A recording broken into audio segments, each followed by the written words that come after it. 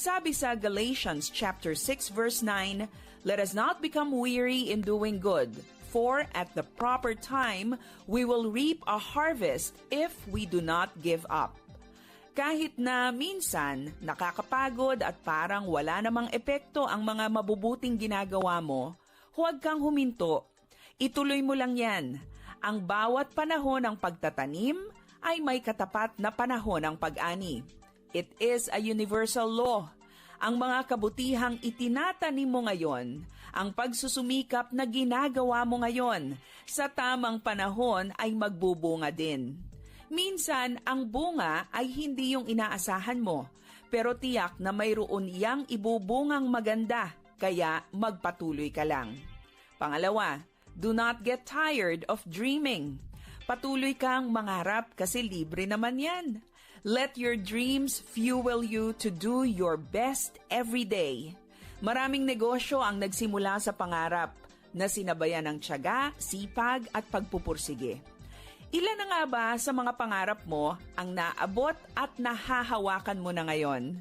Ipagpasalamat mo yan sa Diyos at ibahagi mo rin sa iba para sila man ay maengganyo na mangarap at magsumikap din. Sa tuwing makararamdam ka ng pagod, ipahinga o itulog mo iyan. Pero huwag kang mapapagod na umasa, mangarap at gumawa ng mabuti. Para sa Pro Tips, ako si Maloy Malibiran sa Lumbides. Be a blessing in the workplace today.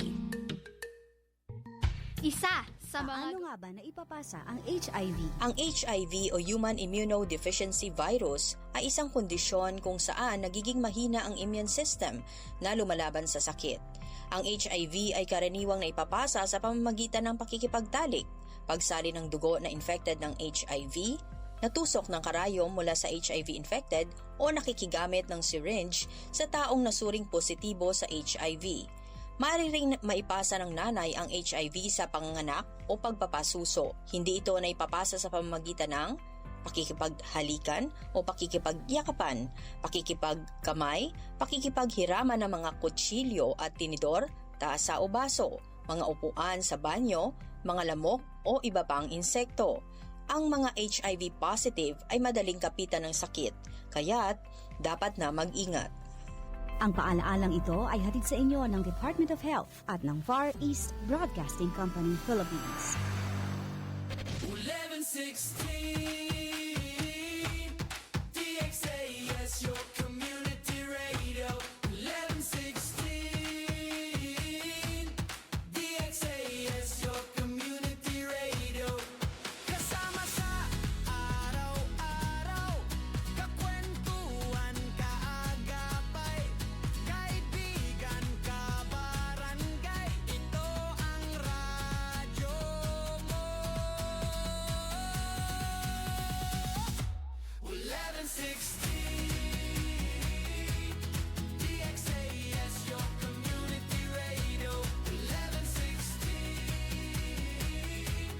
DXAS, your community radio. Este el DXAS FEBC, de ustedes Radio Comunidad, ta serví para conectar gobierno, privado y mga miyembro del comunidad. DXAS 1116, de ustedes Radio Comunidad.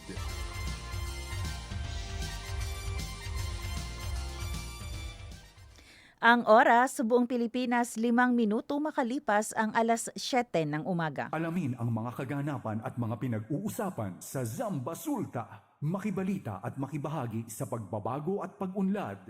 Oras na, Zamba Sulta!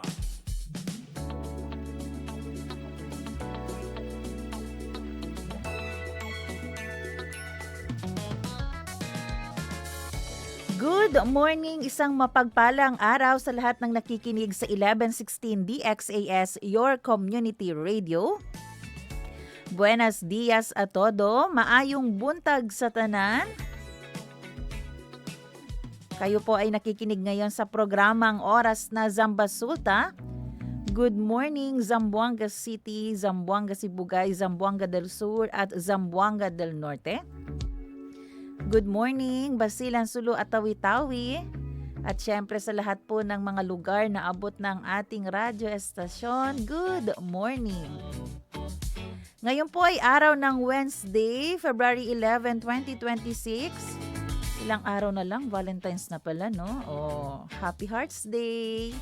Huwag kalimutan magpakita ng inyong pag-ibig sa inyong partner. Oo, yung godly na way. Paano magpakita ng pag-ibig sa inyong partner. Good morning sa lahat ng mga umiibig ngayong umaga. Yung na-discover na ikaw pala ay umiibig. Good morning. Na-miss ko yung ano. Kung sa pagkalantos di aton, Kwan. Ano yun? Ha? Oo. Yun, no? Yan. Na-miss ko yun. Good morning po sa lahat ng ating mga tagapakinig na nagkakape na ngayong umaga. Nag-aalmusal na, sana all. Sana all nakapag-almusal na. Pero doon sa mga nagda-diet, make sure hindi ulcer ang iyong kauuwian. Good morning sa lahat ng mga nakatutok sa atin. Early morning, maraming salamat po sa inyong pagsubaybay at laging pag-abang dito, no? Nag-aabang lagi sa ating radio station. Ayun, Heartbeat. Oo, Heartbeat. Kaya kanina sabi ko parang may ano pa. Heartbeat pala yun. Oo. Good morning. Good morning. At syempre, good morning din sa lahat ng ating mga guro, mga estudyante, ayan. Sa lahat ng ating mga mangingisda, good morning po sa inyo, mga pastors natin dyan, sa mga churches natin dyan na nakikinig sa atin ngayon, good morning po. Ako po, si Saramito Labing. Siyempre, makakasama niyo po ako para sa isa't kalahating oras ng balitaan, impormasyon at inspirasyon. Mamaya po, abangan niyo po ang ating guest from ZCMC kasi pag Wednesday, Serbisyo kun Kompasyon, Punto con El, Zamboanga City Medical Center. Pag-uusapan po natin mamaya yung International Childhood Cancer Day. Ayan, aalamin po natin kung ano-ano ba yung mga cancer na pwedeng magkaroon ng isang bata, paano lumaban, ayan. Abangan nyo po yan namaya, makasama po natin, hindi lang isa, pero dalawang pediatric hematologist, mga doktor natin from ZCMC. So kung may mga tanong kayo, ngayon pa lang, magtanong na kayo, free consultation ito. Pag Wednesday, free consultation, ha? Kaya wag palampasin ang pagkakataon na ikaw ay makapagtanong ng libre. So, ayan po, mamaya abangan nyo po yan sa ating part 2 ng ating programang Oras ng Zamba Sulta. Siyempre, saan nyo ipapadala? Ang inyong text 0916-296-6625 o kaya po ay pwedeng mag-comment sa ating FB page ang 1116 DXAS. Good morning kay Tristan Gulay, buenos dias Kuya Robin at Sara. Oo, si Robin po hinahayaan ko po muna magmuni-muni. Hinahayaan ko muna siyang makaupo ng mabuti. Hintayin po natin. Alam ko na mi-miss nyo sabi nga ni Kuya Noli, boring daw kapag wala si Robin. Manyana kung Robin yan lang yung manamang programa, Aki. Si Robin mo yung kasama ko dati sa Heartbeat. Siya ba? Ikaw ba, Bin? Good morning, Bin. Ayan. Ikaw ba yun, Bin? Good morning. Parang alam ko si PJ. Oo, parang kung wala siya, ako din. Oo, parang ganun siguro. Sige, bati ka muna. Pero hindi, ang heartbeat, ako. Ikaw? Bakit ikaw? Oo. Straight to the heart yun sa kanya. Wag ako. Oo, okay. Tama. Actually, mula sa puso yun ang title dapat. Oo. Buti hindi Esperanza. Bumati ka Parang na. kumuha ka ng tubig ko. Oo, saka to agwa. Okay, siyempre, assalamualaikum warahmatullahi ta'ala wabarakatuh. No? Good morning, magandang araw, magandang umaga po sa inyong lahat. Siyempre dyan sa Sulu, Basilan, Tawi-Tawi, no? Ayan. At good morning din sa ating mga kabarangay na bumibiyahe, no? At nakasabayan natin kanina. Actually, may mga vehicular accident. Kanina? Oo, early morning. Kagabi, alam mo maraming masyadong mga VA ngayon. Ingat-ingat po tayo sa ating mga driver. Yun, alam mo, kaya medyo hindi naman na stranded, no? Medyo na pahina. traffic. Yung biyahe Hindi, natin lagi sa... ka naman talagang late. Ganun ba? It is better to be late than always late, di ba? At least, di ba, alternate lang yung late mo. Ayan, good morning. Siyempre, parang ang saya-saya mo ngayon, sir. Nakainom kasi ako ng tubig. Wow. Oo, tsaka sabi ko, parang familiar yung tubig, Pinagpaalam ko yan kay Tintin. Ah, Sabi ko, oo, Tin, si sobra ba to, Tin?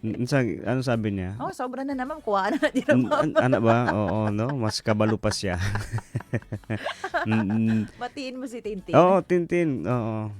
Isa ka na. Isa ka na lang. Oh, tapos, Good yun lang. morning. Ayun lang. Good morning sa'yo. Ayan. Good morning po Good morning. Samahan niyo po kami hanggang mamayang 8:30 ng umaga. Narito po ang ating ulat panahon. Weather Report. Ang shear line ay nakakaapekto sa Visayas, ang amihan o northeast monsoon naman ang nakakaapekto sa Luzon.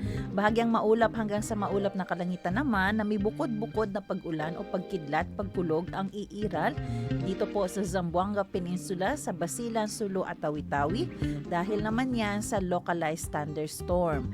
Posibleng magkaroon ng mga biglaang pagbaha o pagguho ng lupa tuwing may malalakas na pagkulog at pagkidlat.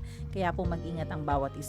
Ang temperatura naman natin ay tinatayang aabot sa 23 degrees Celsius hanggang 33 degrees Celsius dito yan sa lungsod ng Zamboanga.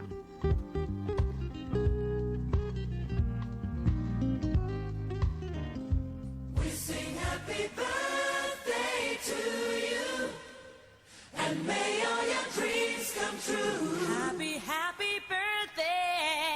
February 11, happy birthday sa isa sa pinaka-sweet kong pamangkin na anak ni Jaylene. Hello Jaylene Enriquez at sa entire family ng Vicente. Good morning sa inyo kung nakikinig man kayo. Happy birthday kay Hebrews Vicente. Wow, oo. Ako no, happy birthday pero happy birthday kay Sir Rustom Grahe. Kahapon, nag-greet natin kahapon, no? Opo. Oo, si ayan. Gusto mo i-greet mo ulit? Pwede naman everyday i-greet. Oo, belated, no? Belated. Ayan, wala na akong birthday ngayon, sir. Adi kay Kuya Rustom ulit. Oo. Teacher Rustom. Happy birthday. Ayan, belated. At least may nag-greet ako, no? Oo, may One week greetings po may ito en- para kay Kuya Rustom. may entry ako. At saka syempre sir, sa mga gusto rin palang mag-greet, gusto rin nilang mag-text, no? Pwede silang mag-text sa ating text line sa 0916-296-6625. O kaya pwede rin kayong mag-comment sa ating Facebook page, no, sa 1116 DXAS Your Community Radio para sa inyong mga greetings, sa inyong mga feedbacks, no, sa inyong mga comments sa mga ating mga talakayan, sa ating mga topic. Pwede po kayo magbigay ng inyong mga opinion. Opinion lang naman. Yes, or may ipapabati kayo na Happy Valentine's, pwede na din. Tanggapin na po namin yan. So muli, happy birthday sa lahat ng ating mga birthday celebrants.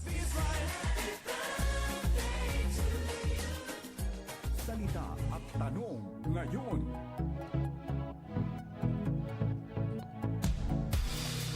Ang ating salita ngayong umaga, nearby neighbor. Sa Filipino, malapit na kapitbahay. Malapit na kapitbahay. Natsabakano, cercanos, vecinos. Natausog no amon mga pangdaigbay. Bisaya, duul nga silingan. Tanong po natin, sino ang nakatulong sa'yo nung ikaw ay nangailangan?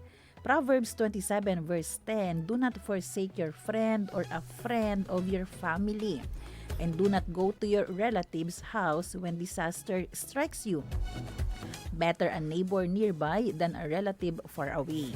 Sa Tagalog, huwag mong pababayaan ang iyong kaibigan ni ang kaibigan ng iyong magulang. Kung ikaw ay nagigipit, huwag sa kapatid lalapit, higit na mabuti ang kapitbahay na malapit kaysa isang malayong kapatid. Yan. Ikaw ba, Bin? Mayroon ka bang mga good neighbors? Mga close neighbors? Good neighbors and right conduct. Oo. Na meron din naman, no. Actually kagabi nga no nakasalubong ko si Kuya dito. Actually dito siya nag-duty sa isang bangko dito sa veterans.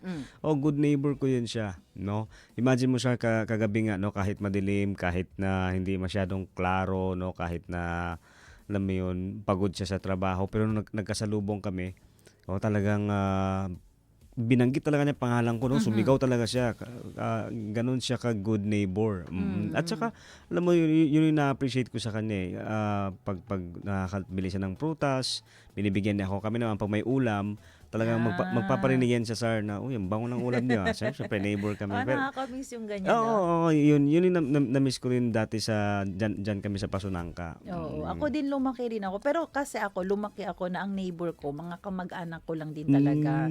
Kasi nga nasa isang compound ko. Pero naalala ko yung pagluto ng ulam, magbibigay yung mama ko sa kabila, tapos sila naman magbibigay sa amin. Tapos yung nakakatuwa na may iba't ibang ulam ka sa mesa kasi nga nagbigayan kayo. Oo, iba-iba. No? Pero ngayon may ganyan pa po ba? Siguro sa mga probinsya na lang. No? Sa mga probinsya at sa mga alam mo yun na maintain pa rin nila yung ganong relationship. Ngayon kasi kung pwede lang itago mo yung pati yung amoy ng niluluto mo, itatago mo siguro. Oo, no. Bakit pa naging ganon? Hindi ko alam eh. Medyo mas naging cold, medyo hindi na ganon ka-open ang bawat isa sa atin sa neighbor o dahil siguro may mga issue. Pero alam mo, merong isang community, hindi lang nabanggit, pero ito ay sinulat ni Christine Holmberg at sinabi niya dito, doon to sa kanilang community, may isa silang kapitbahay na gumawa ng website para magkaroon ng connection ang bawat isa. So like for example, kung may mga announcements sila, may nakitang mga lion sightings, may mga wildfire evacuation order, o kaya ay may nawawala nga pet, isa sa kanila, through that website, nalalaman ng entire community. So naging close sila dahil doon sa website na iyon. And alam mo, ito rin yung paalala sa atin ni Solomon. Maganda talaga magkaroon ng pamilya. Pero 'di ba, sa oras ng sakuna, sa oras ng pangangailangan, hindi natin madidinay na mas madaling makatulong yung mga kapitbahay natin dahil sila ay malapit. So yung tanong ngayon, kumusta din ang iyong relationship ba sa iyong kapitbahay? Sila ba ay kusang pwedeng tumulong sa iyo? Or baka pwede pa nilang sabihin kung viene contigo? So yung tanong natin ngayon, kumusta ba ang ating relationship din sa ating kapitbahay? At ikaw, kumusta ka din bilang kapitbahay? Bilang kapitbahay, oo. Ikaw, di ba, lagi kang wala sa office ko. Oo. Mabuting kapitbahay yan. Binibigyan mo ako ng space. Ng peace of mind. Oo. Hindi, tsaka sa amin, alam mo, naririnig ko dati nung bata pa, sabi niya, wag kang tumira sa mga subdivision. Kasi daw, kanya-kanya yung mga tao. Totoo, no? Di ba? Parang kayo, stranger with each other. Pero alam mo, sa paglaki din, na-realize ko, kasi siguro, no, yung busy, di ba? At saka yung mga trabaho nyo, iba-iba. Unlike kasi sa community, minsan, 'di ba, naalala ko nga dati diyan sa Purok sa golf, no, sa Upper Calarian. Yung mga trabaho nila is parang pare-pareho ba?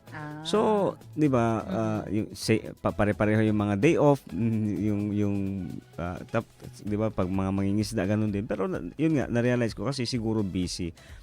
At saka alam mo, pero ngayon nga siyempre kami nakatira din medyo ano sa tawag diyan, no?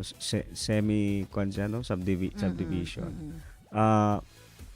Kailangan lang talaga ikaw yung mag-take ng initiative, ganyan. Oo. Kasi kami halimbawa may magtapon ng basura. Kami muna nagpapasimuno ba na parang painumin natin yung basurero. Oo. Tapos hanggang ewan ko kung maintain pa rin yan. Tapos yung may-ari ng tindahan, sige sa akin na lang yung pambara sa yung pantulak. So parang nagkakaroon ng connection. Kaya mahalaga po, no? na sana katulad dati na open for everybody ang bahay, lalo na sa ating mga kapitbahay. Kasi sabi nga ni Solomon, sa oras ng sakuna, when disaster strikes you, ang pinakamadali mong lapitan ay ang iyong kapitbahay. At minsan kahit hindi mo na sila lapitan, sila mismo, oo, ang tutulong sa'yo. Naalala ko, sir, lumaki ako sa lola ko din ba? Sa lola ko. Walang trabaho yung lola ko. Wala sang trabaho, so wala kaming ulam. Oo, pero every meal, lunch, May nagbibigay. dinner, may nagdadala doon ng ulam na alam mo yung isang bowl ng sabaw, pero kuha na namin yun, ulam na namin yung dalawa. No, yun yung isa sa mga hindi ko makakalimutan din, pagiging good neighbors and right conduct. Kaya paano din natin yan marirepay? So ngayon kung i-assess nyo po ang iyong sarili, are you a good neighbor? Nearby neighbor? Pwede po ba kayong bukod sa pagkatiwalaan, akil ba abla kita, Maasahan ba? Maaasahan ka ba? Oo. Ikaw din, kumusta ka sa kanila? Pwede mo ba silang asahan o dahil baka sa ating pinaggagawa, baka puro chismis ng ginagawa natin sa ating mga kapitbahay, abla pa si kunti o gani na punta na, bueno si kun ikaw para Ito yung magandang maging pakialamero ba, no? Yung pagiging neighbor na nakikialam ka. Uy, parang may nakita ako na, di ba yung mga ganun, may dumaan or may pumasok sa bahay nyo na hindi ko kilala. Yung mga ganun, di ba? Nag-inform. Nagbabantayan ba, no? Pero in a good way. Binabantayan mo kasi you care, di ba? Yes, yung din natin, gusto natin i-remind sa bawat isa. Alam mo din, Bin, dahil din sa technology, okay lang kung katulad nitong community na ito, through technology gumawa ng website para maging magkakilala sila, magkaroon ng unity, magkaroon ng connection. Pero kung ang technology, ang internet, ang magiging dahilan para ma-isolate ka na lang sa loob ng bahay mo, ang ending niyan, minsan di mo alam, ay magkapitbahay pala tayo. Naputulan ka na ng kuryente. Oo, ay magkapitbahay pala tayo. Hindi ko alam kasi ikaw, nasa mundo ka na ng internet. Di ba? Wala ka ng panahon mag face-to-face meet and greet sa iyong kapitbahay. Hindi mo alam, may bago ka ng kapitbahay. Hindi mo alam, namatayan ka na pala ng kapitbahay kasi wala kang time. Oo, pero tingnan mo, sa oras ng lalo ng mga pagbaha, emergency. Nako, ang sinasabi ko sa'yo, neighbor. Minsan kaaway mo na neighbor, yan pa ang tutulong sa'yo. So let us be good sa ating mga neighbor. Gusto mong good sila sa'yo, eto también, queda también to good. Kaya sabi nga, sir, no, love your neighbor. As yourself. Oo, correct. Love your neighbor as yourself. So, di ba, pinutol ko pala dun sa love your neighbor. Hindi, dahil dun sa kwan mo. Oo, yun. Tama. Kaya po, tanong po natin sa ating mga tagapakinig. Ayan, nakaranas po ba kayo ng ganito? Sino ang nakatulong sa inyo nung ikaw ay nangailangan? Zambasulta Balita.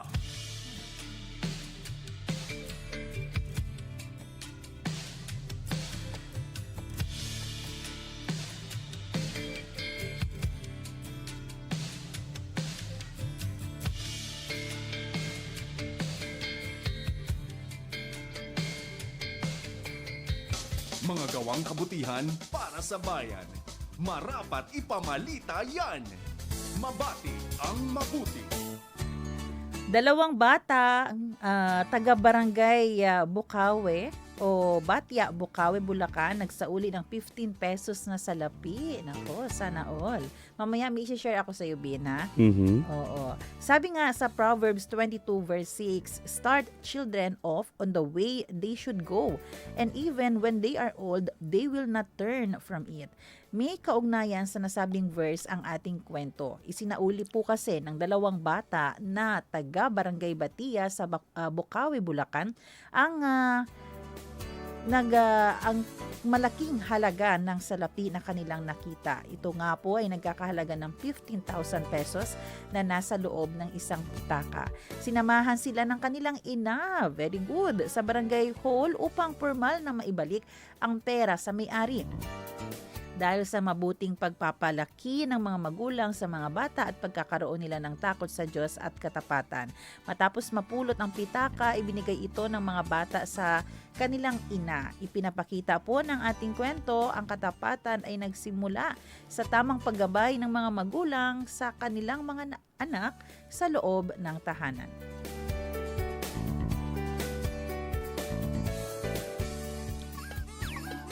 Hindi sukat, kulang sa timbang, pandaraya o maling gawin. Maitama ang mali. At para naman sa maitama ang mali, endurance ride event sa Davao Region pinuna matapos gawing karerahan or karerahan ang pampublikong daan. Hindi maaaring gawing karerahan ang mga pampublikong daan kahit ano paman ang event, lalo na kapag maraming pedestrians. Yan ang iginiit ng mga otoridad matapos ng isinagawang endurance ride event sa Davao Region. Sa naturang insidente, isang rider ang nasawi at isang 12 anyos naman ang nasugatan ng dahil sa overspeeding. Ayon kay Land Transportation Office Davao Regional Director Ernesto Robillo, ang naturang mga riding event ay dapat sumusunod sa traffic code. Mga kaagapay, ang driver's license ay isang pribilehyo dahil sa kaalaman at kakayahan na kailangan sa pagmamaneho. Habang ang pagmamaneho sa daan ay may kaukulang responsibilidad.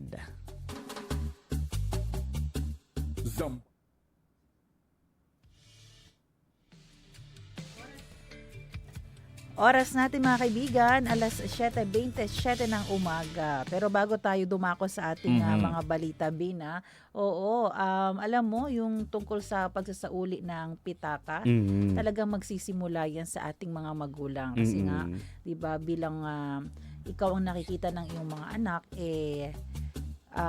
kung good example ka, mahahawa sila sa gagayahin ka. Oo.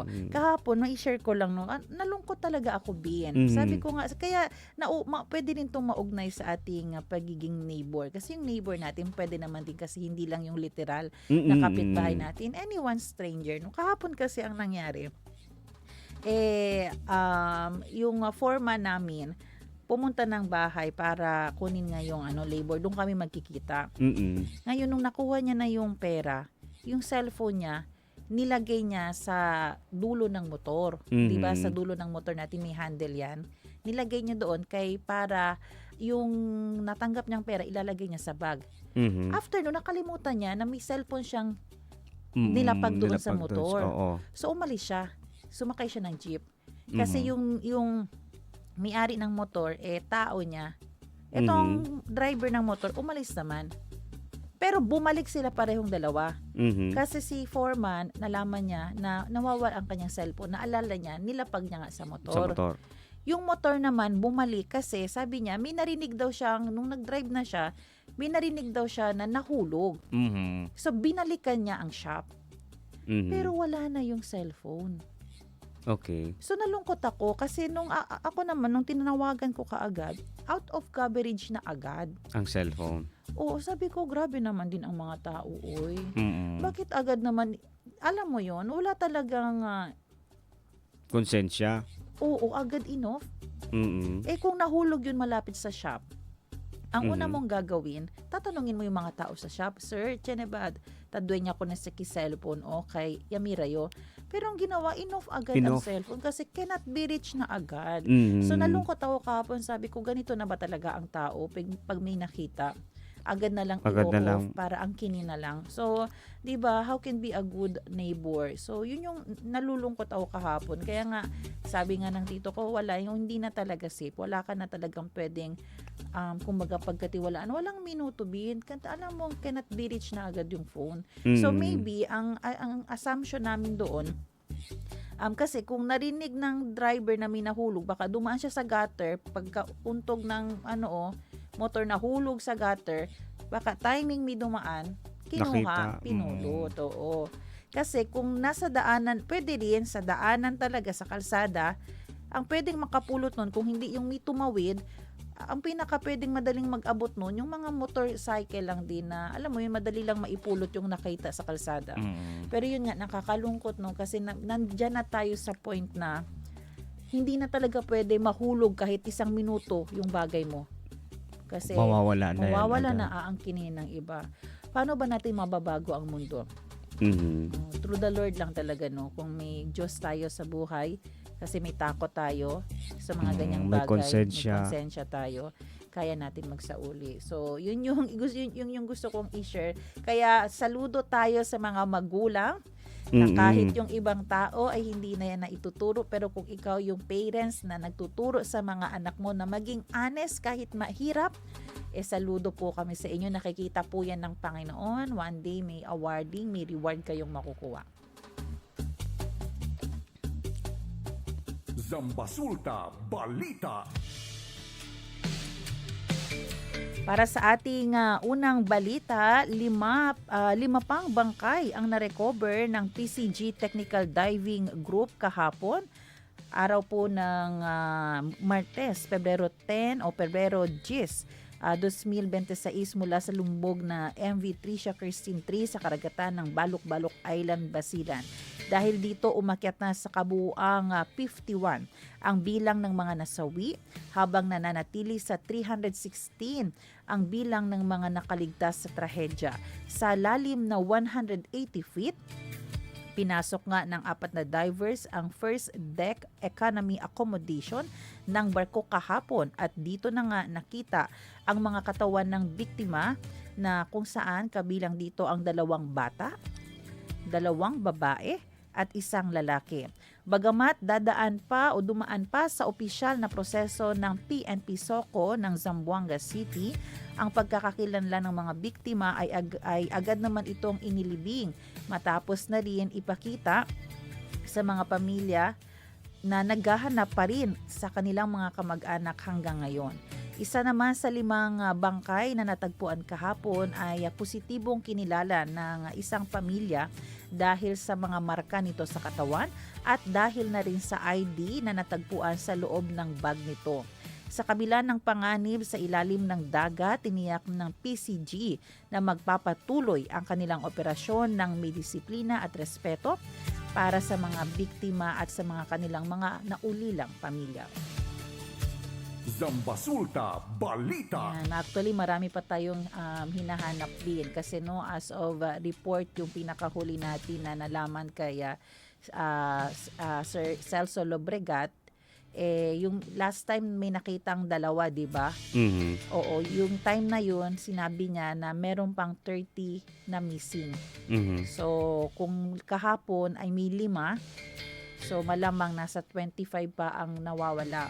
At wala pang report kahit ang kapitan, no? Nasa nang kinaroroonan ang kapitan ng barko. So patuloy po natin ipanalangin. Mahirap talaga no, kasi alam mo yung barko pala manadaya akil ablakitaya sangga batami na entry points, exit points. Kasi syempre nandun ang nasa loob yung mga gamit ng mga tao, chanel mesa, di ba, kahit yung mga yung mga vehicle na sinakay doon, andun din yun eh. Kaya medyo naging challenging din yan para sa ating mga divers na pasukin ang barko. Hindi na kasi madali. Dahil nga may mga nakaharang. may mga nakaharang na. Kaya patuloy po natin ipanalangin. Alam mo, yung prayer na lang man din talaga natin. Kasi nga, ngayon pang 16 days na ito, yung katawan na lang talaga, di ba, ang makita at yun ang makita ng pamilya para magkaroon na ng closure, di ba? Baka hindi natin alam, may mga hoping pa din ngayon or baka may mga nakarating sa isla, di ba? Hindi natin alam, pero yun nga, ang prayer ang pwede nating gawin dito. Medyo yung damdamin ng ating mga kamag-anak negative na rin, di ba? Kasi kumbaga may hope pa ba? Sa Diyos na lang talaga yung hope natin. So habang ginagawa po itong lahat, isama nga natin sa ating prayers itong mga PCG divers. Kasi buhay din nila ang pwedeng maging yan malagay sa panganib. Oo, malagay sa panganib dahil sa lalim. Ablaga na si Kuya Romel, 180 feet kuya eh. So So abla si Kuya Romel dos building del di aton on di kita aratan stay. Ganon kalalim mo. Kasi kwante feet? Akalito si Takor dato estimation. 90. Oo. 90 feet. 90 o 180 to. O tama na. Oo. Diba? So dalawang ganitong building, ganong kalalim. Oo. Oo. So hindi alam mo yung pressure sa ilalim ng dagat. 'Di ba? Yun ang mga isa din sa mga challenges. Yeah. Kaya patuloy po natin ipanalangin ang ang retrieval operation ng ating mga otoridad sa mga nawawala pang mga pasahero. Zambasulta Balita.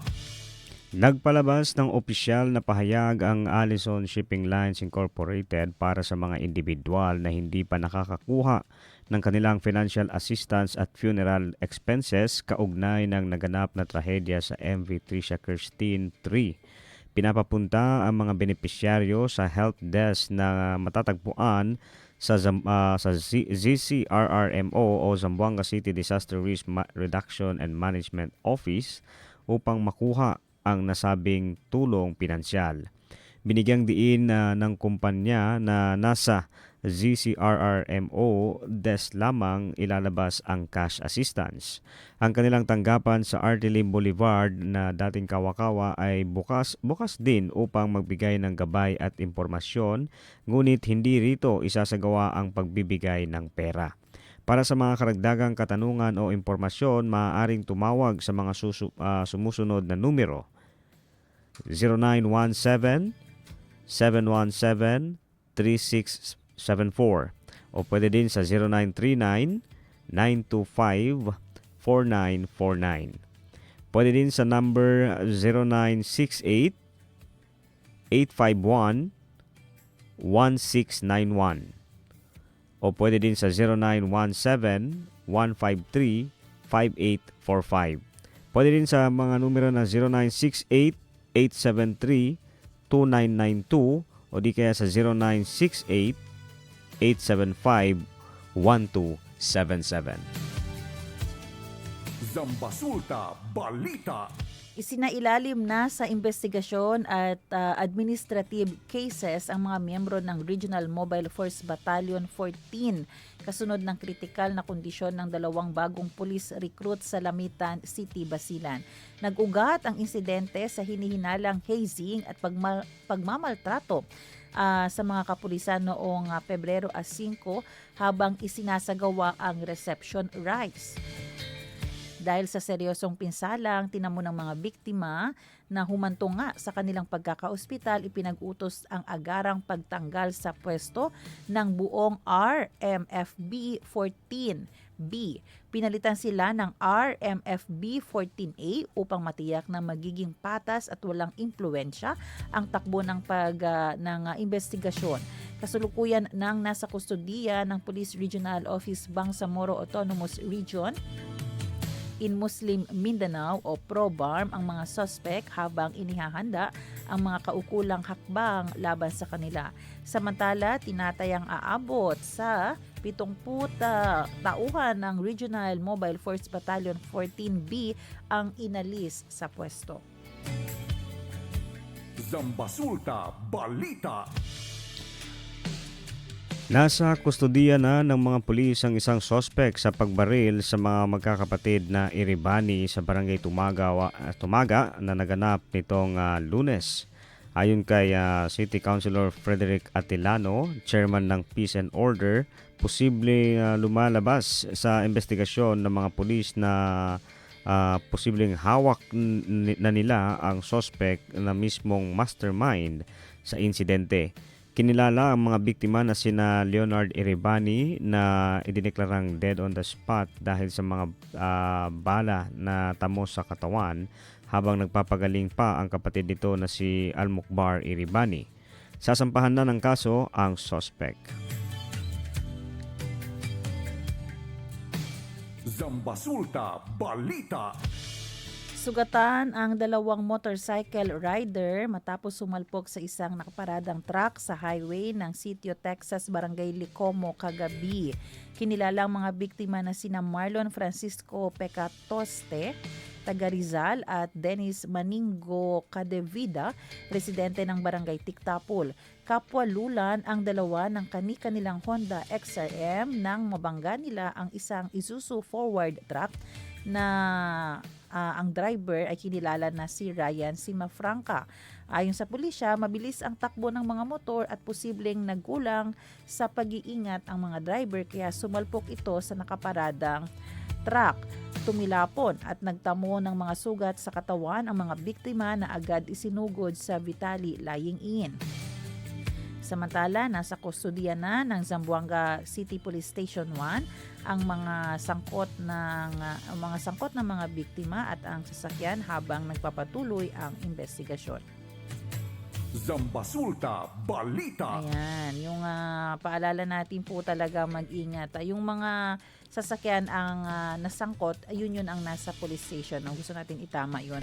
Pero yun nga, Bino, patuloy natin pinaalalahanan ang ating mga rider, ang ating mga nag-drive ng motor na mag-iingat po lagi from time to time. Dapat kailangan po natin tumingin sa ating side mirror. Kailangan natin gumamit lagi ng signal light, no, para po sa ating protection 'yan. At kailangan, no, yung mga kabataan din natin ngayon halos ayaw gumamit ng side mirror. O hindi ko alam bakit naging forma yan para sa kanila na walang side mirror ang kanilang motorsiklo. Kaya importante din from time to time ang ating mga kapulisan ay merong mga checkpoint. Merong yung mga LTO natin, no, nung isang araw yung LTO dito sila banda sa may Divisoria. Oo, kailangan may mga ganyang checkpoint para itong mga mabilis tumakbo, mga may violations mahuli, 'di ba? At mabigyan ng warning o kaya ng penalty para matuto. Kaya nga no yung isa nga sa mga nakita mo yung viral video din na nabangga niya yung tatlong sa may Quezon. Yung storya daw doon, hinahabol ng LTO. Ng LTO, yung van ba yun? Yung van. Oo. Dahil nga sa kanilang parang modified na. Oo, may violation sila. May violation sila. So ngayon, humarurot siya ng takbo, tumakas siya, pagdating sa intersection, nabangga nila. Nung tumawid yung motorsiklo na may dalawang angkas, kasamang driver, tatlo, dahan-dahan din kasi yung pag tawid, ang bilis naman nung kasalubong, kaya natamaan yung dalawa. Parang yun, Bino? Nasawi ata yung yung angkas doon. Yung angkas. Grabe yung impact nun, Bino. Oo. At saka yun nga dahil nga sa yung sinasabi natin, sir, no, yung pagdadrive natin na 'di ba, kulang sa documents at yung iba naman yung kapabayaan nga, no, na yung bang hindi ko siguro malaking factor din ba dahil malakas na yung mga mabilis na yung mga sasakyan, 'di ba? Yung mga motor kasi grabe magpatakbo, no? Yun din, no, yung konting gas mo lang actually mabilis na din yung hatak. Lalo na yung motor mo, no? Malakas talaga. Hindi yun. Di ba? Oo, 40 lang alang pinakamabilis yung takbo niya. Feeling ko bilis-bilis ko na yan. So mas mabilis pala yung motor ko.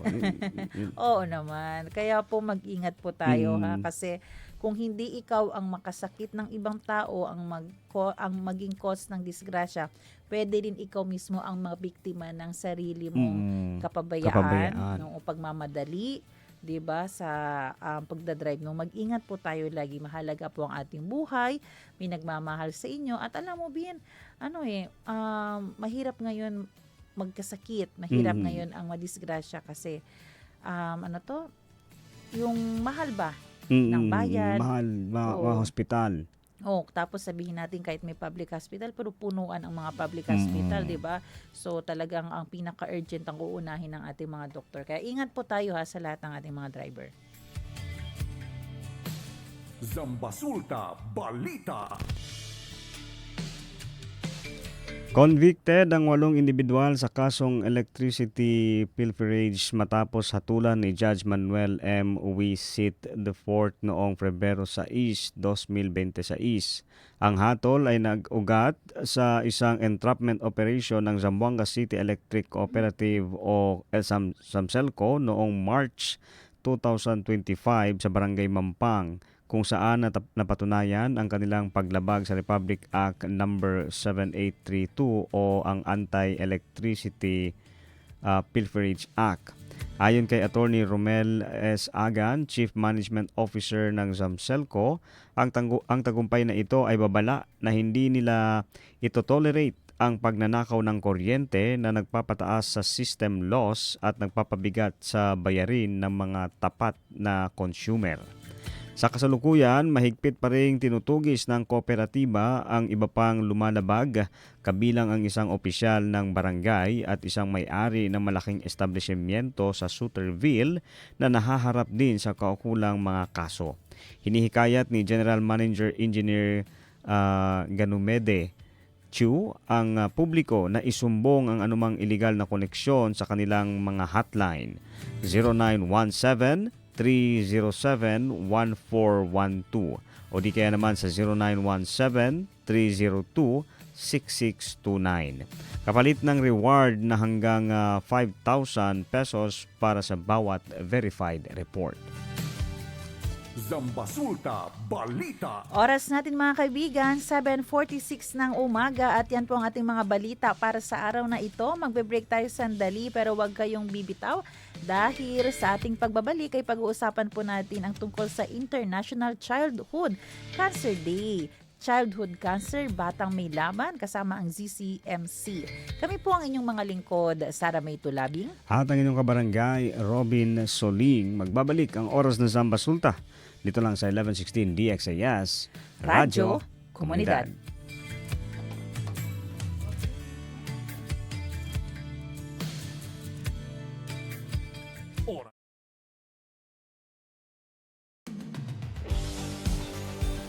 Pakinggan ang mga kwento ng nagbagong buhay sa pamamagitan ng mensahe ng pag-asang mula kay Hesukristo.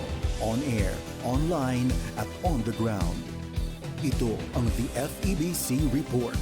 Kasama si Luis Miguel Castillo, President ng FEBC Philippines.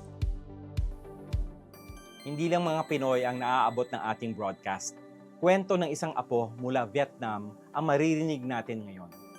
Ang kanyang lola ay naabot at na-touch ng ating shortwave broadcast. Nakilala ko si Yun Tan Tuan or Barnabas sa kanyang English name noong Missions Month Fair sa Union Church of Manila, my home church. Vietnamese student siya ng ethnic program sa IGSL. Full-time missionary din ng Go School Vietnam na umaabot at nag-e-equip sa mga underprivileged youth na maging Christ-centered leader.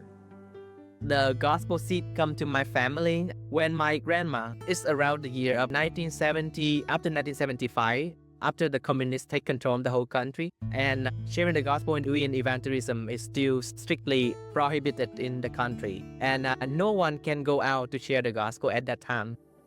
A very strange signal with unusual news. Ganyan ang description ng kanyang lola nung unang marinig ang broadcast. Ito ang naging daan para ma-introduce siya sa mabuting balita. And later on, my grandma became a believer, and we found out that the news come from that radio channel is broadcasted from the Philippines. Ang gospel broadcast ay isang buto na naitanim sa kanyang puso. Hindi man agad naging believer ang kanyang lola through listening, lumago ang kanyang faith nang makasama ang iba pang mga believer. And she remember like, oh, I heard this one before, this news before. And after that, she get involved into the local church. And the local church flourished her faith in Christ. Many Vietnamese people got saved through the radio at that time. Like many tribe and Vietnamese people in general. Naaalala ni Barnabas kung paano naging faithful ang kanyang lola. Nagbabasa siya ng Bible at umaawit ng hymns sa kanilang bahay. Para sa kanyang parents noon, label o title lang ang Christianity. Ang steadfast faith ng kanyang lola ang naging dahilan para magbunga ang kanilang paniniwala. Ginabayan niya ang pamilya toward a genuine relationship with Jesus Christ. Indeed, God's work can reach well beyond such small beginnings. Sa Pilipinas, higit 40 ethnic languages ang inaabot ng ating shortwave broadcast. Ang ilan sa mga ito ay targeted sa Vietnam. Ang bawat broadcast ay parang buto na itinatanim sa puso ng bawat listener. At ang mga tumatanggap sa pananampalataya ay makakapagtanim na rin sa iba. gaya ng nangyari sa pamilya ni Barnabas. Sa kabila man ng persecution and political restrictions, we take heart, for Jesus has overcome the world. Sabi sa 1 Corinthians chapter 3, verses 6 to 7, ang Diyos ang nagpatubo at nagpalago.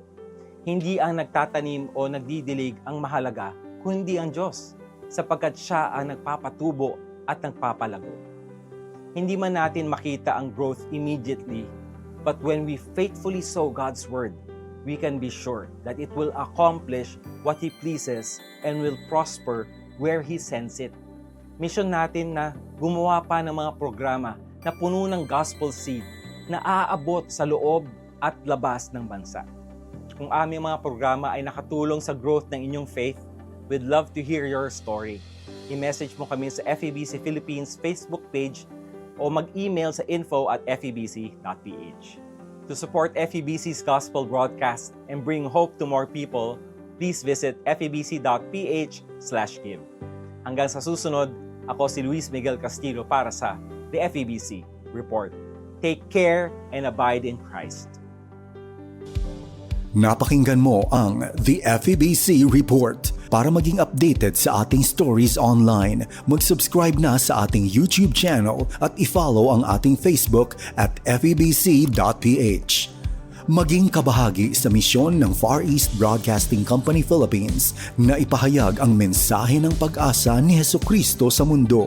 Bisitahin ang aming website sa febc.ph/give. Salamat sa inyong suporta sa ministeryo ng Panginoon. Pagpalain po kayo ng Diyos.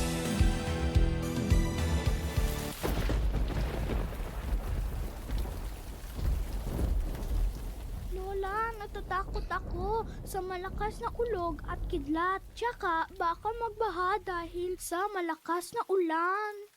Huwag kang matakot, Apo. Napagandaan natin ang bagyo.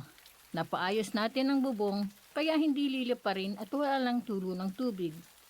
Na-charge ko na din po ang mga cellphone, mga flashlight at may extra battery na po. Meron na din tayong mga gamot kung sakaling may magkasakit. Pati may extra na din akong maintenance medicines. Lola, meron na din po tayong mga delata ng pagkain at inumin tubig. Very good, Apo. Yun emergency bag natin. Naka-ready na dyan para alam natin kung saan kukunin. Opo, Lola. Ready na. Makikinig din tayo sa mga balita at paalala ng barangay para alam natin ang ating gagawin. Siyempre, makikinig tayo sa 1116 DXAS, your community radio. Tama. Lilipas din ang bagyo. Kaya huwag kang matakot. Dahil kahit anong bagyo ang dadaan, sigurado tayong kasama natin ang ating Panginoon. Halika, Apo, mag-pray tayo na maging safe lang ang lahat ngayong panahon ng bagyo. Ang paalalang ito ay hatid ng 1116 DXAS, your community radio. Uy, Mare, di ka maniniwala. Naalala mo si Aling Maria? Yung kapitbahay natin? Yung nakatrabaho sa Saudi? Oo. Kumusta na siya? Wala na akong balita sa kanya eh. Naku, kakauwi lang niya last week. Tapos sabi niya, may kilala siyang recruiter. Sabi pa nga niya, kung gusto daw nating mag-abroad, pwede niya tayong tulungan. Mabilis makakaalis, walang poproblemahin, at maaahon natin sa kahirapan ang pamilya natin. Talaga ba? Pangarap ko talagang kumita ng dollars para sa pamilya ko eh. Sigurado kang matutulungan tayo nitong recruiter ha? Sigurado yan. Binigay na ni Aling Maria sa akin ang contact number ni Madam. Siya yung recruiter. Okay talaga to si Madam kasi mabait daw at maraming koneksyon sa Saudi at Dubai. Sandali lang. Pag-isipan natin itong mabuti. Nasabi ba ni Aling Maria ang detalye ng trabaho, kontrata at mga babayaran bago aalis? Alam niyo naman, maraming mga illegal recruiter. Baka, imbis na magandang buhay para sa pamilya, ay trahedya ang maging bunga nito. Ang nega mo naman. Sure ako dito. Okay na to. Wait lang. Huwag makontento sa okay na to, lalo na kung tungkol sa pagtatrabaho abroad. Alamin ang tabang proseso ng pag-abroad. Huwag basta maniwala sa mga pangako para hindi maging biktima ng illegal recruitment at human trafficking. Protect yourself, protect your family, and protect your future. Bago maniwala sa nagsasabing okay na to, bumisita sa Department of Migrant Workers o DMW para sigurado ka.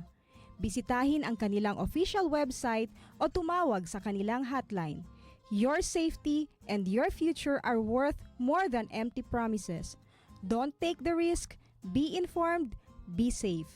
Ang paalalang ito ay hatid ng Department of Migrant Workers Region 9 at ng 1116 DXAS, your community radio.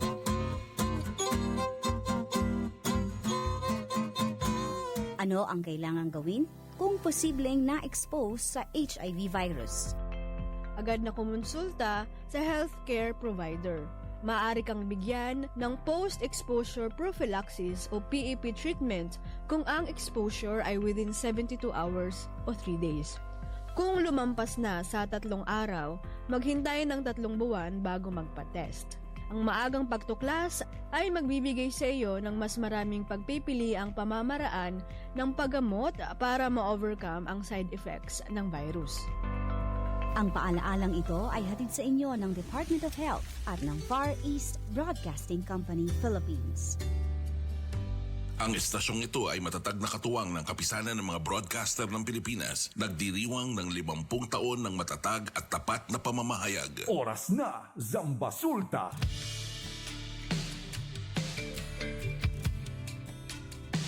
At nagbabalik ang oras na Zambasulta. Kayo pa rin po ay nakikinig sa 1116 DXAS, your community radio. Muli ako po ang inyong lingkod, Sara May Tulabing. Ang DXAS ay isa sa mga himpilan ng Far East Broadcasting Company at kasapi sa kapisanan ng mga broadcaster ng Pilipinas. Ang FEBC ay isang non-profit, non-commercial at donor-based radio station. At dahil po sa katapatan ng ating Diyos at sa inyong partnership, tayo po ay nagpapatuloy sa paghahatid ng mabuting balita ni Kristo. Inaanyayahan namin kayong maging bahagi ng ating radio ministry. Pwede nyo pong iscan ang ating QR code o kaya ay mag-deposit sa ating bank accounts para sa inyong donasyon. At para ma-acknowledge namin ang inyong donation ay magpadala po kayo ng mensahe sa amin. Muli, maraming salamat sa inyong partnership at God bless. Sa Ley Informal. Prevenir enfermedad y saber el magacura. Junto con el Zamboanga City Medical Center. Servicio con compasión. Ngayong araw ng Miyerkules, muli po nating makakasama ang ating mga doktor mula po sa Zamboanga City Medical Center para po pag-usapan ng isa sa pinakamahalagang usapin ngayon. At ito po ay ang tungkol sa childhood cancer. Dahil po ngayon ay International Childhood Cancer Day din kung saan ay may temang itong Batang May Laban. At muli makakasama natin via Zoom ang ating mga naging guest na dati, Dr. Rania Rida Bajin at Dr. Noeline Cuevas, ang ating mga pediatric hematologist. Good morning po sa inyo, Doc. Good morning. Ayan, good morning po, Doc. Ayan, loud and clear lang po ba ako, Doc? Naririnig Yes ko? po. Ayun, naririnig ko na rin po kayo. Sige po, Doc. Ito nga po, no, pag-uusapan po natin ang tungkol sa International Childhood Cancer Day. Siguro po, umpisahan ko po yung tanong, bakit nga po ba mahalaga na mapag-usapan po natin itong tungkol po sa cancer sa mga bata? Siguro po pwede si Doctor. Sige po. Sige po. Para po malaman nila kung ano yung mga pwedeng i-watch out for na mga sintomas para hindi po sila yung nag-iisip ng kung ano-ano pang ibang sakit para makadiretso na po sila sa mga tamang doktor. Kasi po sa mga cancer po, lalo na po sa bata, time is of the essence. No? Araw-araw po kasi parami ng parami ang cancer cells natin. So mas maaga namin na-detect, mas mataas ang chances na magagamot namin ito. Pero dito po ba, Doc, sa Zamboanga City, based po sa inyong observation or kaya kung may data po tayo, marami po ba ang mga cases ng mga bata na nadidiscover natin na may cancer na? Sige, si Doc Yes, Cuevas. oo. Yes, actually sa Zamboanga City Medical Center, in our data sa 2025, we have seen a total of 99 cancer patients, children with cancer. So, but 69% of them po, ang common talaga is the acute leukemia or yung cancer sa dugo. Mhm. So, yun, tumataas na din yung mga cases because we are not only focusing or accepting patients within our city but also the nearby provinces or the Zamboanga Peninsula. Ayun. Pero yung 99 medyo marami na po yun. May mga tao pa po dyan siguro na hindi pa po ang nagpapa-check up, no? Pwede pang mag-increase yan kung talagang sila ay knowledgeable na dapat magpa-check up sana. Yes, totoo po. Yeah. Opo. Doc, no, pwede nyo rin po ba i-describe sa amin ano po bang pinagkaiba ng cancer sa adult at cancer naman po sa mga bata? Yung mga cancer po sa bata, iba po sila sa mga adult. Karamihan po sa mga adult, lifestyle driven, katulad po ng mga lung cancers from smoking, di kaya mga colorectal cancer from diet, obesity. Pero po sa mga bata, wala po yung mga cancers na ito. Sobrang madalang. Yung mga cancers po nila are totally different types. Mga leukemia, brain cancers, mga renal cancers na tinatawag natin mga Wilms tumor, usually from ano talaga sila, from younger cells. Okay. Yung pwede rin po ba, Doc, namana nila? Or yun na po yung younger cells na minimin lang natin ang pwedeng maging sanhi? Mostly po kasi talaga sa childhood cancers, mga ano sila, mga spontaneous mutations, no? Pero it does not go to say na i-forgo natin yung mga like healthy diet. Others can also be exposures to mga chemicals, lalo na in our setting, marami tayong mga agricultural lands na mga nagsispray ng mga fertilizers, pesticides, no? Yun, pwede they can cause cancer. Pwede rin yung mga infections, like yung mga tinatawag natin Epstein-Barr infections, Epstein-Barr virus, HIV can cause cancer, herpes, hepatitis can cause cancer.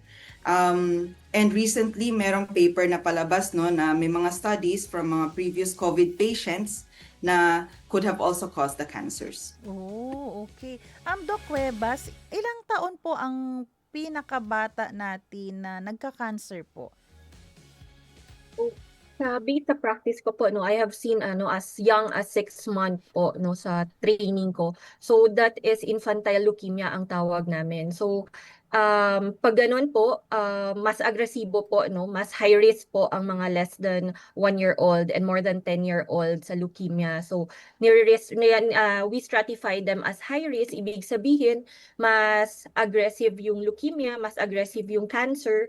But ang maganda lang kasi sa cancer no, sa mga bata, usually mag-develop sila biglaan or pupunta sila sa amin na medyo advanced stage na. But the cancer in children kasi is very curable, highly curable. So very responsive to treatment po. Okay. At least po may good news po, no? So ano po yung mga dapat po na mga bantayan, na mga early symptoms sa mga magulang sa kanilang mga anak para po maidala, maipa-check up po nila sa inyo? Dr. Barros? Sige po. Yes, Doc. Sige po. Yung isa po sa mga simptomas, lalo na yung mga bukol, ma'am. Una-una, marami dumarating sa amin ng mga bukol ng mga ilang buwan na hindi iniinda. Yan po talaga yung pinaka-problem sa amin kasi yung mga bukol kapag mas lumalaki, mas mahirap na pong gamutin. So lahat po ng klaseng bukol, wag po natin hindi pinapansin. Tapos po, pwede rin po yung mga lagnat na matatagal na mga lagnat. Yun po ang mga common signs namin sa mga cancers. Pamumutla. Yung mga matagal din na pamumutla, isa po yan sa mga senyas namin. No? Mga common signs po yan. Basta po yung mga simptomas na mga matatagal na sa bata, mga pagdudugo, kailangan din po yan nakukonsulta kaagad. Okay. Si Doc Cuevas, baka may idagdag po. Yeah, so tama po, no? Kasi mostly kasi yung mga simptomas kasi sa cancer, karaniwan ang manifestation is parang infection lang po. So, kung may mapansin yung mga parents na abnormalities or hindi gumagaling yung mga anak nila in spite of nagpa-check up or nabigyan ng antibiotics, no? Lalo na pag fever, yun po, no? More than 2 to 3 weeks or yung pamumutla kahit walang pagdurugo, mas maganda po na magpa-check up at magpakonsulta po agad. Pero itong ano po, Dok, kasi kanina na-mention nyo, pwedeng sa bata ay leukemia, pwede rin brain tumor. May iba't ibang symptoms po ba itong magkaibang cancer po? Si Dr. Bajin?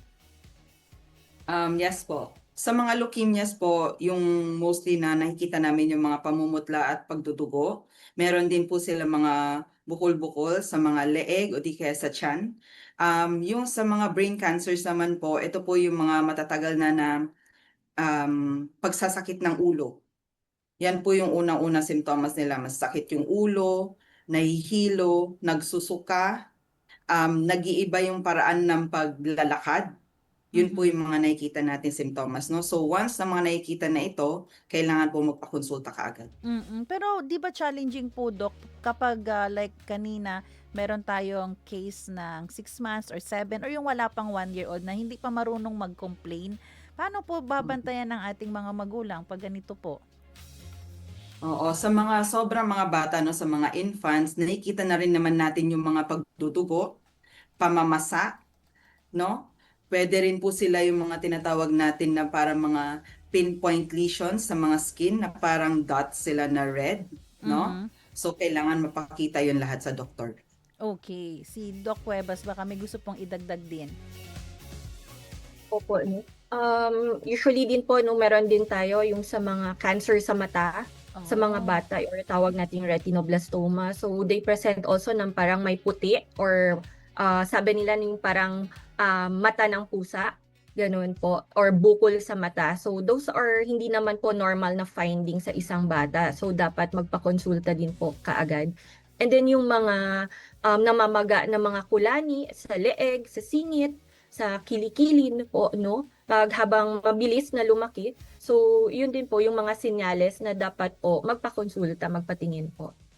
Pwede nyo rin po ba kami dalhin doon, Doc Cuevas, sa ano po, paano po ba yung treatment? Minsan po kasi ito yung fear ng parents na may misconception din kung the more na ikimo or ipagamot, lalong iiksi daw ang buhay ng kanilang mga anak.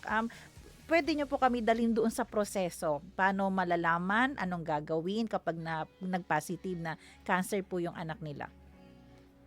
Opo, no, kung once po na-diagnose namin ng cancer, ang gold standard naman po ng treatment sa cancer is chemotherapy. Surgery po pag alis ng mga bukol, sa mga kaso ng mga bukol po, no? And meron din tayong radiation therapy, yung gamit yung parang sinag para patayin po yung cancer. So sa chemotherapy naman po, opo, syempre, pag marinig pa lang po yung salita na chemotherapy, natatakot na sila. Pero ang pinaka nakakatakot is kung hindi naman po magpagamot, no? Alam naman po natin, no, we usually give naman po ng we usually treat them po according po sa personalized naman po ngayon ang treatment ng cancer. Hindi na po tulad ng dati, yung one size fits all. So iba po ang bata sa matanda. So ang goal po namin ay hindi lang mapuksa yung cancer, kundi gawin itong pinakaligtas, no, na paraan para sa mga bata. So meron din tayong mga bone marrow transplant, pero yun naman po ay ginagamit lang or recommended sa mga high risk or yung mga bata na hindi nagre-respond sa chemotherapy. Yun po. Ayan. At dito po ba, Doc Bajin, sa ZCMC, lahat po itong mga surgery, chemo po at iba ay available po sa ating ospital? Yes po, ma'am. We're very proud to say na as much as possible, lahat niyan nabibigay namin sa mga patients namin, and we also have specialists na nandyan na sa amin sa ZCMC. So kami ni Dr. Eileen and kasama pa namin si Dr. Dalisay. Kami po yung tatlo yung mga oncologists, pediatric oncologists. Meron din po kaming mga radiation oncologists and meron po kaming mga pediatric surgeons.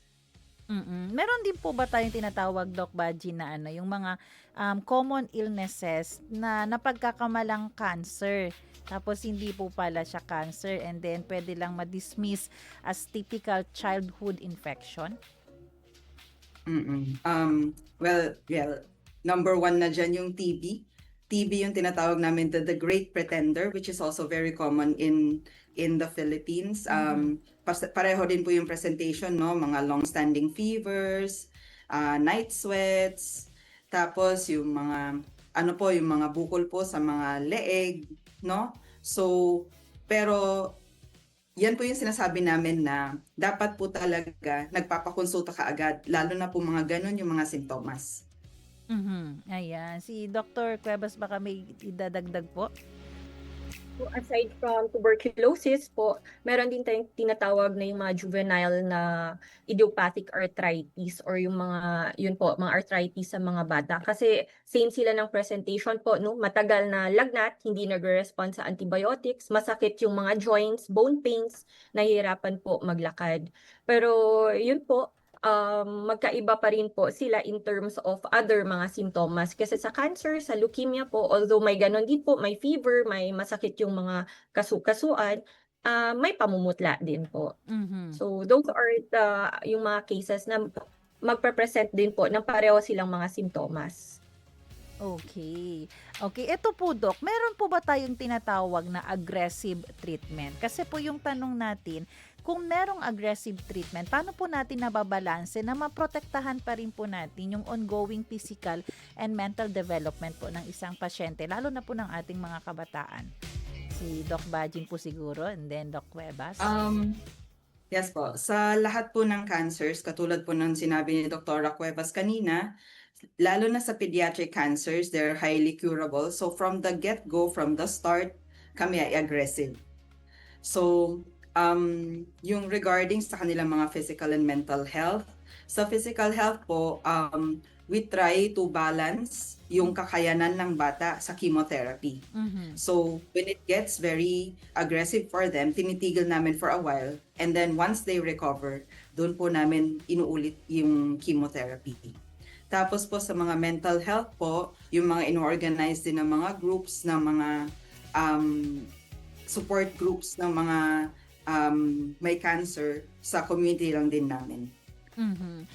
Doc Cuevas, siguro bigyan po natin ng knowledge ang ating mga ayoko naman sanang sabihin future patients, no, if ever parang pangit pakinggan. Pero ano po yung mga possible na side effect na dapat nilang i-expect pag nagkikimo or may surgery? Or meron din po ba radiation? Parang hindi naman po, no? Ano yung mga side effect po para handa lang po ang parents? Opo, no, usually po, no, pag patient is undergoing chemotherapy, maaring mabigat po talaga ito sa katawan, and not only that, no, pati sa psychological aspect ng bata. Kaya dapat nga tama lang, balance lahat, no. So usual side effects po, ang pinaka-common is yung paglagas po ng buhok. But hindi ibig sabihin po na after ng chemotherapy, saka pa tutubo yung buhok nila. Hindi po. In between po, makaka-recover na po yan, tutubo din po yung buhok nila. Syempre po yung mga simptomas na pagsusuka, pero may mga gamot na tayo ngayon, kaya lessen na po talaga. So kaya mahigpit po yung pagmamonitor namin, not only sa side effects, also po no, sa developmental ng bata. And usually po, yung ginagamit namin na dosage po, yung pinaka-epektibo, pinaka-mababang epektibong dosage para sa bata po. Ayan po. At para mas ma-encourage po ang ating mga magulang, kasi yung iba, feeling po nila death sentence na po agad, no, kapag may cancer ang kanilang anak.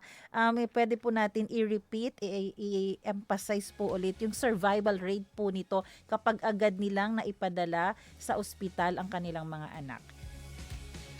Sige po, Doc Bajin. Yung survival rates po, ma'am, depende po yun sa kind ng cancer, no? So yung lalo na yung sa common cancer natin talaga, yung sa leukemia, kapag hindi, kasi maraming iba't ibang klase ng leukemia, no? But basically, yung mga standard risk natin, meron tayong mga 40 to 60% na survival rate. So, ang ibig sabihin nito, sa loob ng 10 batang ginagamot namin, 4 hanggang 6 ang pwede na nabubuhay, no? Pero I always emphasize kapag nagfa-family conference kami, yung lahat ng mga numero na pinagsasabi namin sa kanila ay base lang sa mga pinag-aralan namin. Lahat ng pwedeng mangyari sa ating lahat ay still with God. Ayun, oo. Yun yung maganda po doon. Doc Cuevas po, ano po idadagdag niyo doon? Sa survival rate po kasi one of the factor kasi is yung early detection and early start of treatment. Doon po talaga.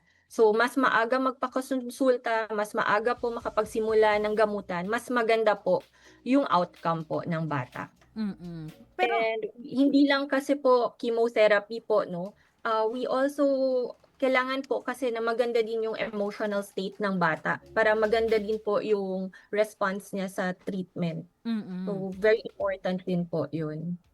Ayan, kaya mahalaga po yung support ng parents po, Doc, no, at maipaintindi sa kanila yung kalagayan ng bata. Pero meron po ba tayo kung meron lang pong available na success story na after pong magpagamot, magpa-chemo at kung ano pa yung kinailangan niya, naging balik normal naman po yung buhay. Like for example, nakakapaglaro ulit ang bata, pwede nang mag-aral. May ganyan po ba tayong success story? Yes po ma'am, marami po tayong success stories, lalo na po sa amin sa Zamboanga City Medical Center. Yung sa akin po personally, nagkaroon po kami ng 3-year-old na aggressive leukemia. Ang tawag po namin dito ay isang acute myeloid leukemia. Actually, yung survival rate nito ay mga less than 10%. So, siya po ay hindi lang natapos sa pag-chemo. Siya po ngayon ay talagang thriving and surviving, no? For going 2 years na siya ngayon nag-graduate from chemotherapy and very active, naglalaro and back to school. Ayun. Ganda po nun. Sige po, si Doc Cuevas po. In fact po, we have Survivor's Day last September, last year. So, we invited 15 survivors po na nag-graduate during that month po, no? So, meron din kaming inimbita po yung mga natapos na ng chemotherapy before and ngayon po they're playing basketball, teenagers na. Yung isa po tapos na ng college. And yung isa nag-work na din po, I think, as a police or seaman po ba yun? So those are success stories po, no? And wala naman pong restriction, even during chemotherapy, they can go back to their normal life. Kasi isa po yun sa mga goal namin, no? Maramdaman ng mga bata na it's still normal po. Na pwede pa rin po maglaro, pwede pa rin po mag-aral. Kasi syempre, we don't want them to stop dreaming, no? Dahil lang po may cancer yung isang bata. At syempre po, dealing with children na may mga ganitong cases at situation po, yung team kasi natin ay batang may laban. Ano po yung nakita nyong qualities sa inyong pasyente na talagang nagpatunay na indeed sila po ay mga batang fighter natin para po ma-encourage din yung mga ibang nanay, no, at mga kabataan na pwede nilang gayahin na itong mga qualities ay maganda dahil nakakatulong para lalong mapadali. Pwede ba yan, Doc, mapadali ang kanilang healing dahil fighter sila? Yes, ma'am. So, unang-una, ma'am, kailangan talaga yung family talagang united in supporting sa treatment ng patient, no? Sadly, it is a sad truth, no, na kapag yung mga batang may mga cancer, usually diyan naghihiwalay yung mga parents. It has been a study, no, na talagang naghihiwalay yung parents with that. So, yung mga bata kasi humuhugot din sila ng lakas galing sa family nila. So, yung mga treatment, usually kapag nagkakahiwalay yung parents, doon nasa-stop ang mga treatment. Yung sa support din sa pagdadala sa bata, no, yun ang problem din namin sa pagpupunta nila sa ospital.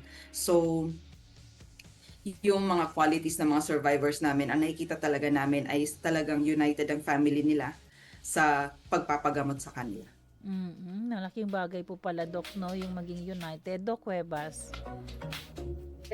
Tama po, no, like what Dr. Rania said, very important po talaga na yung family support, community support in fighting the Big C, no? And then yung Batang May Laban kasi, this is not only a slogan, this is a reflection kasi kung gaano po kakatapang yung mga pasyente namin. Kung pupunta po kayo ng outpatient namin, hindi naman sila sabihin na sad kids, there are happy kids doon. So we also have our social workers helping us out na magkaroon sila ng mga activities like coloring, no, mga paintings.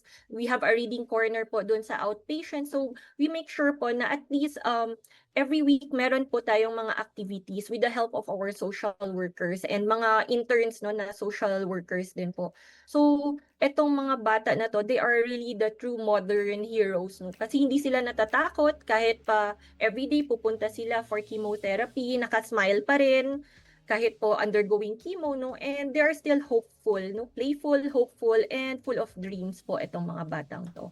Kaya very important po na we have a strong support with the family, no? With um other other people na who are very important, who will play a key role po para sa pagaling po ng mga batang ito po. Kaya minsan magandang maging bata po kasi ito yung mga bata na minsan walang takot, minsan ang kanilang takot lang naman ay injection, after dun wala na, okay na sila ulit. Kaysa sa mga matatanda, tayo pa wala pang ang injection, takot na. So, di ba? So, I believe, Doc, Yes, no?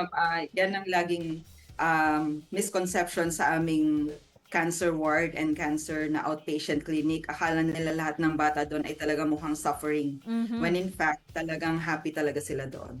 Ayun. O, naalala ko yung parang sa description nyo po kanina, one time nasa PGH ako, sa heart, naman, ganun, may mga activities, may mga social worker, parang laging masaya, may mga binibigay din ng mga pagkain from different organizations. Sana may mga ganyan din dito po, no, sa ating city, yung may mga NGO or mga charity na magbibigay ba sa mga bata natin, no, mga toys or mga pagkain ba, pero syempre may inspection pa gagawin. Doc, I believe meron din po tayong gustong i-promote ngayong Childhood Cancer Day. Sige po, sino po ang magpo-promote po ng ating fun run?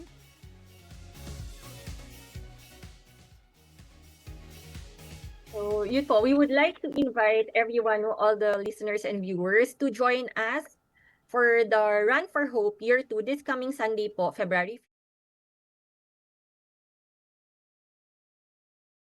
5 sa Butterfly Garden in Paso Nangka. This is in celebration po of the International Childhood Cancer Awareness Day.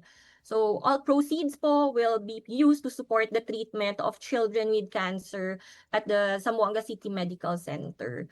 So I hope marami tayong participants, no? You are not just joining the run, or you can also walk, no? But you are also giving hope and healing to the brave little warriors here in our city. So hopefully po, you will join us in this fun run this Sunday. Ayan. At You susubukan can visit our Facebook page po, yung Zamboanga City GCMC Department of Pediatrics, para malaman niyo po yung mga registration mechanics. Ayan, okay. Subukan sana natin habulin yung PowerPoint, no? Ayan. Ito po ay muli, Doc, no, Run for Hope sa February 15. Parang Monday na po ito, Doc, no? Sunday po. Sunday po.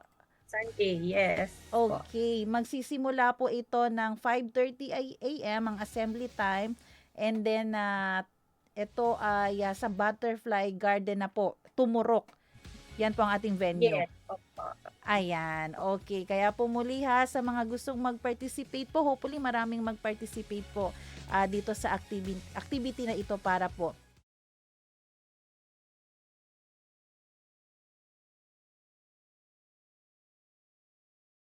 of encouragement po sa ating mga tagapakinig. Unang-una po, childhood cancer is not a death sentence. So wag po natin isipin na porke po ma-diagnose na po ng cancer ay wala na po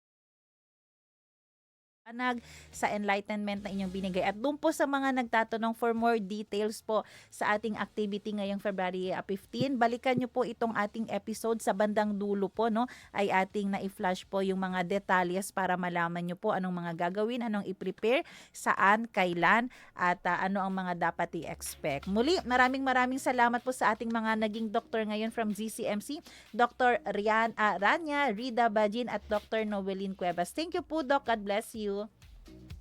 Thank you. Good morning.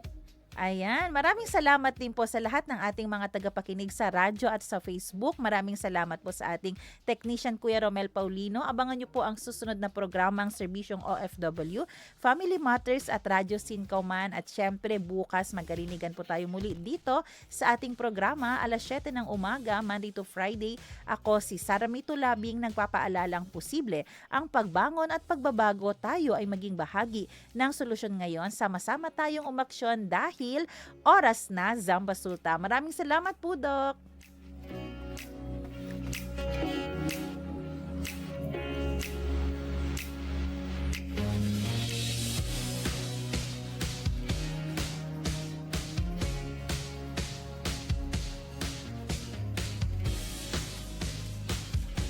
Inyong napakinggan ang programang Oras na Zambasulta. Para sa mga komento, mensahe o suhestyon, tumawag o mag-text sa 0916-296-6625 o sa 0998-844-1410. Ano ang sintomas ng sakit na AIDS? Paulit-ulit na lagnat, mabilis na pagbaba ng timbang, labis at hindi maipaliwanag na pagkapagod, matagal na pamamaga ng lymph glands, mga sugat sa bibig,